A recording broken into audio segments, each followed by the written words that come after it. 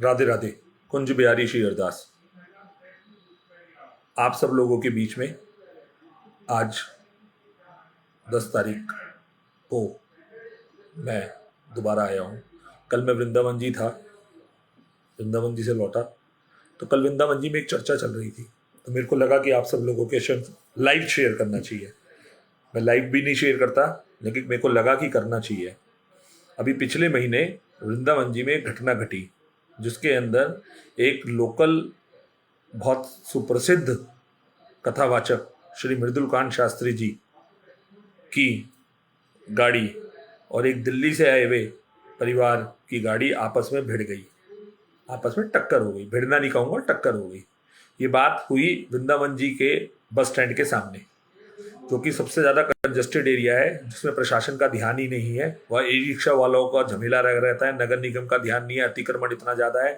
और डीएम साहब, एसएसपी साहब, नगर निगम के कमिश्नर साहब, ये सब लोग हाई पावर कमेटी के मेंबर हैं, जिसके अध्यक्ष अशोक कुमार जी हैं, रिटायर्ड जज हाई कोर्ट, जो कि बिहारी जी के मंदिर के लिए बनाई गई है high power working committee supreme court के द्वारा। तो उसमें वो सब बिजी रहते हैं। तो नगर निगम का अतिक्रमण की तरफ कोई ध्यान नहीं है, लॉ एंड ऑर्डर की तरफ पुलिस का कोई ध्यान नहीं है, ट्रैफिक को लेकर के जो अभी तक थे उनका कोई ध्यान नहीं है। अब जो नए एसएसपी आए हैं, नए एसपी आए हैं मथुरा ट्रैफिक, वो देखते हैं क्या करते हैं। उनकी जुझारूपन को मैं देख के बड़ा नमन करता हूं, क्योंकि मैंने न्यूज़पेपर में पढ़ा कि उन्होंने आते ही, अपना चार्ज लेते ही ट्रैफिक को लेकर के सोचना चालू करा।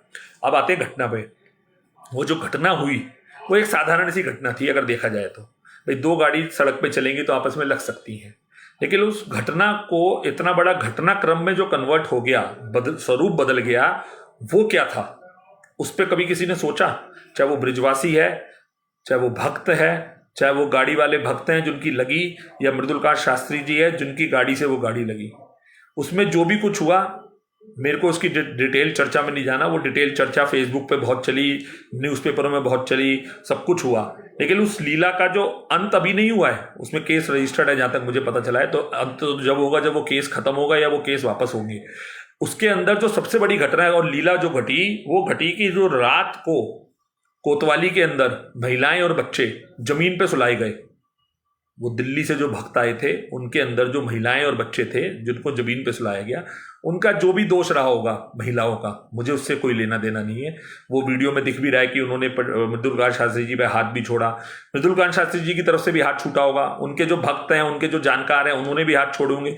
कभी भी ताली एक हाथ से नहीं बजती, दोनों हाथों से बजती है, ये हमें समझने की जरूरत है। लेकिन वो जो महिलाएं और बच्चे रात को थाने में कोतवाली में सोए और दिल्ली से लोग गए, उनके परिवार के गए, संग साथी गए, दोस्त गए, यार गए, इस बात के साक्ष्य हैं। चाहे तो कोतवाली के रिकॉर्डिंग में चेक करा सकते हैं, नहीं तो कोतवाल साहब बता सकते हैं अपने आत्मा पे हाथ रख के। उन्होंने हाथ जोड़ के विनतियां करी कि ये महिलाएं बच्चे तो छोड़ दो, कम से कम ये बच्चे तो दे दो, तो नहीं दिए गए। और जबकि बताया जा रहा है कि जी हमने तो कहा कि इन्हें गेस्ट हाउस में सुलवा देते हैं और वहां पे ये लोग गए नहीं। तो अब किसकी बात में क्या झूठ है क्या सच्चा है, ये तो ठाकुर जी जानते हैं। लेकिन कल जो चर्चा चल रही थी वृंदावन जी के अंदर, मैं वो बताना चाहता हूं आप सब लोगों को।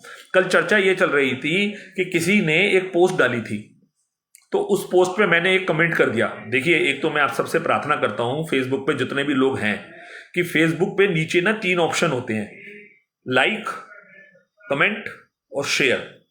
और वो तीनों ही ऑप्शन जो आदमी पोस्ट डाल रहा है, वो तीनों ऑप्शनों को भी बंद कर सकता है, 2 ऑप्शन भी बंद कर सकता है और 1 ऑप्शन भी बंद कर सकता है।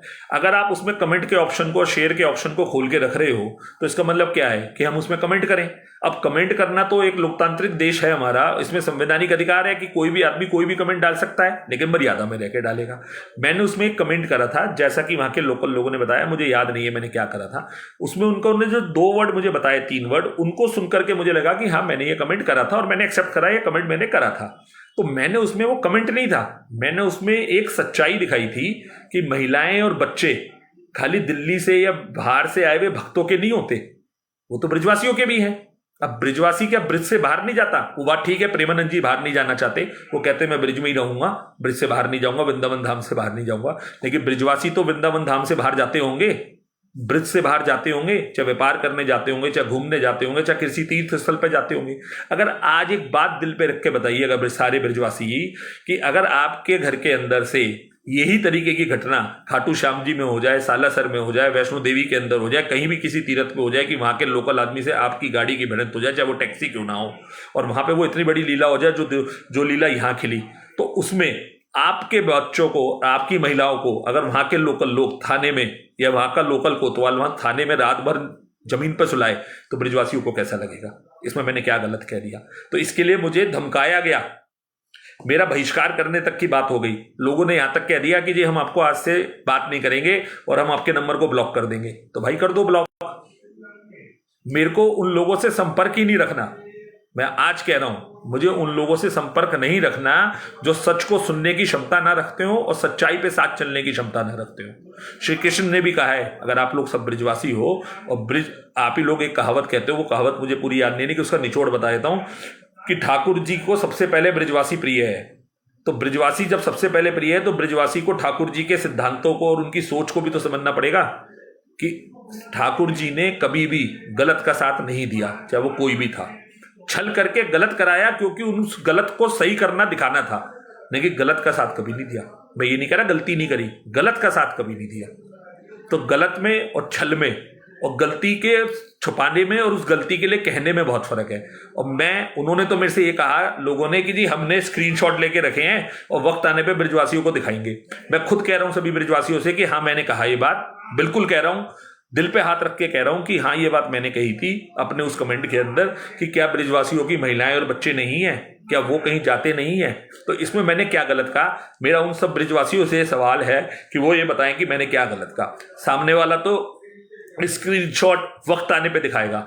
मैं आज पूछ रहा हूं सभी ब्रिजवासियों से, मेरा ये सवाल है और हाथ जोड़ के सवाल है कि इतना जरूर बताएं कि इसमें मैंने क्या गलत लिखा कि ब्रिजवासियों की महिलाएं और बच्चे नहीं हैं। इसमें मैंने क्या गलत लिखा? और उसके नीचे लिखा यह भी है कि आप लोग भी तो कहीं बाहर जाते होंगे, अगर आपके संग इस तरीके की कोई दुर्घटना या घटना या कोई इस तरीके का अत्याचार हो तो आपके अपने विचार क्या हैं? और साथ में ऐसा नहीं है, ब्रिजवासी बहुत सारे ऐसे हैं जो इस शर्मसार लीला ठाकुर जी की जो खिली रात को कोतवाली के अंदर, वो उन लोगों की आत्मा जानती है जो वहां गए और उन महिलाओं और बच्चों का उत्पीड़न हुआ, उनके संग भद्र व्यवहार हुआ, वो उनकी आत्मा जानती है। किसी का नाम लेने की जरूरत नहीं है और वो किसी के लिए कोई तर्क वितर्क का विषय नहीं है क्योंकि इसमें कोई राजनीति नहीं है। और अब मेरा उन भक्तों से सवाल है, क्या खाली वही भक्त हैं जिनकी पिटाई हुई?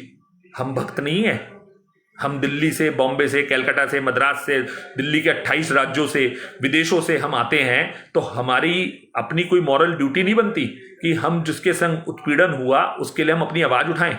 हम जमीन खरीदने के लिए जा सकते हैं, हम 1 रुपए के 4 रुपए करने जाना चाहते हैं, हम निखिल गलत के लिए आवाज नहीं उठाना चाहते। तो मेरी आज ब्रिजवासियों से एक सवाल है कि वो इस सवाल का जवाब दे कि अगर मैंने ये बात कह दी कि ब्रिजवासियों की महिलाएं और बच्चे भी हैं तो उनके संग भी अगर कुछ ऐसा हो तो उसमें ब्रिजवासियों को कैसा लगेगा? तो ये मैंने गलत कहा, अगर गलत कहा हो तो मैं क्षमा, तो देखो गलत तो मैंने कहा नहीं तो इसके लिए मैं क्षमा नहीं मांगूंगा, लेकिन अगर गलत कहा हो तो तथ्यों के संग साबित करे कि मैं गलत कहा हूं।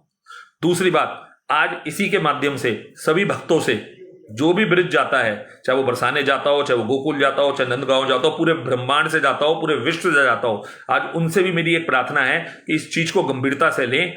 ये कोई राजनीति नहीं है, किसी को नीचा नहीं दिखाना है, किसी को ऊंचा नहीं दिखाना, कि आज हमें एज अ भक्त ये समझना है कि अगर हमें ब्रिज में जाना है तो ब्रिजवासी के बिना हमारा गुजारा नहीं है, रिक्शा वाले से लेकर के और दर्शन कराने वाले तक, ठीक। और ब्रिजवासी को यह समझना होगा कि भक्तों के बिना, बुरा मत मानिएगा, भक्तों के बिना ब्रिजवासियों का गुजारा कैसे चलेगा?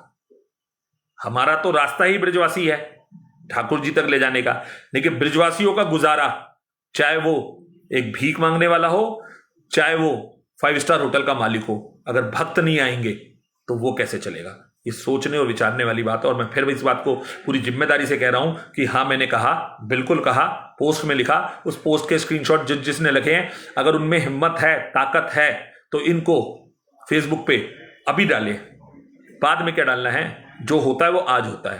तो कल मेरे को इस बात को सुन के बहुत आघात भी पहुंचा कि हम किसी भी चीज को राजनीतिकरण कर दें, हम अपने फायदों के लिए लोगों को भिड़ाएं, ये कैसी सोच है? और जितने कथावाचक हैं वो व्यास गद्दी पे विराजमान होते हैं, वो सहनशीलता वाले होने चाहिए, शालीनता वाले होने चाहिए। तो यही मेरा एक बात थी जो मैं सबके बीच में रखना चाहता था। राधे राधे।